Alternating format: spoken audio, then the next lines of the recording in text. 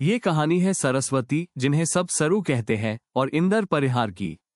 सरू एक सीधी सादी, थोड़ी दबी हुई और पारंपरिक विचारों वाली लड़की है जो चेन्नई से है।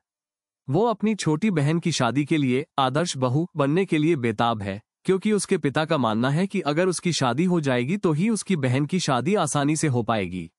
लेकिन सरू के अजीब टाइप दिखने के कारण कोई भी लड़का उसे पसंद नहीं करता। मुंबई की भागदौड़ भरी जिंदगी में सरू एक ऐसी लड़की है जो सबसे अलग दिखती है। उसके लंबे बाल हमेशा तेल से चुपड़े हुए रहते हैं, मोटे फ्रेम का चश्मा उसकी आंखों को दुनिया से छुपाता है और उसका पहनावा हमेशा सबसे सादा होता है। सरू को दुनियादारी की समझ कम है, लेकिन किताबों में उसकी दुनिया बसती है। वो एक आदर्श बहू बनना चाहती है, लेकिन उसकी ये सादगी ही उसके घर वालों के लिए परेशानी का सबब है। उसकी छोटी बहन की शादी अटकी हुई है, क्योंकि शुभचिंतकों का मानना है कि सरू की अलग पर्सनैलिटी ही रोड़ा बनी हुई है। दूसरी ओर इंदर एक गुस्सैल, विद्रोही और लापरवाह वकील है, जिसे उसके पिता ने घर से निकाल दिया है। वो अपनी ही दुनिया में मस्त रहता है और किसी की परवाह नहीं करता। सरू और इंदर दो विपरीत ध्रुवों की तरह एक ही बिल्डिंग में रहते हैं। एक रात एक गलतफहमी के चलते सरू इंदर की मदद मांगने को मजबूर हो जाती है। सरू को पता चलता है कि इंदर एक हेयर स्टाइलिश से जान पहचान रखता है जो उसे कूल लुक दे सकता है और शायद इस वजह से उसकी शादी हो जाए। वो इंदर से मदद मांगती है।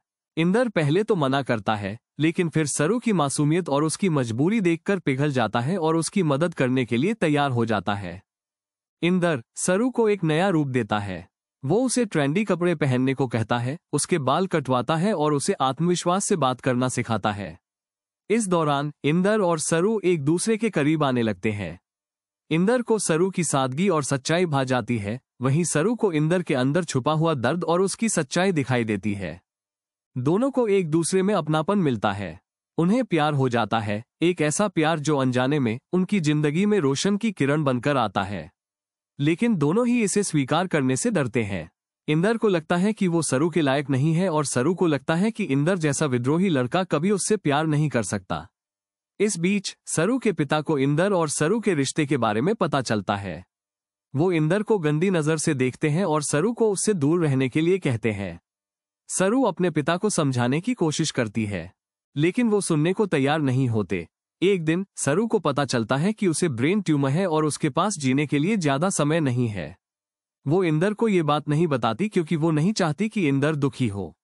वो अपनी बीमारी को छुपाकर अपनी बहन की शादी करवाती है और अपने परिवार को खुश रखने की कोशिश करती है।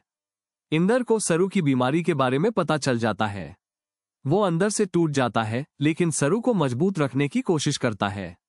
वो उससे शादी करने का फैसला करता है ताकि वो अपने आखिरी दिन खुशी से बिता सके। इंदर और सरू की शादी होती है, लेकिन सरू की हालत तेजी से बिगड़ने लगती है। वो इंदर की बाहों में दम तोड़ देती है, इंदर को हमेशा के लिए तन्हा छोड़ जाती है। सरू की मौत से इंदर पूरी तरह से बिखर जाता है। वो सरू की यादों के सहारे जीने की कोशिश करता है। वो सरू की अधूरी इच्छाओं को पूरा करता है और उसके परिवार का ख्याल रखता है। सनम तेरी कसम सिर्फ एक प्रेम कहानी नहीं है, बल्कि ये कहानी है त्याग, बलिदान और सच्चे प्यार की शक्ति की। ये कहानी हमें सिखाती है कि प्यार किसी भी रूप में आ सकता है और ये हमें जीने का एक नया मकसद दे सकता है। ये कहानी हमें ये भी सिखाती है कि जीवन कितना अनमोल है और हमें हर पल को खुशी से जीना चाहिए। ये कहानी रूह को छू जाती है और हमें प्यार के सही मायने समझाती है।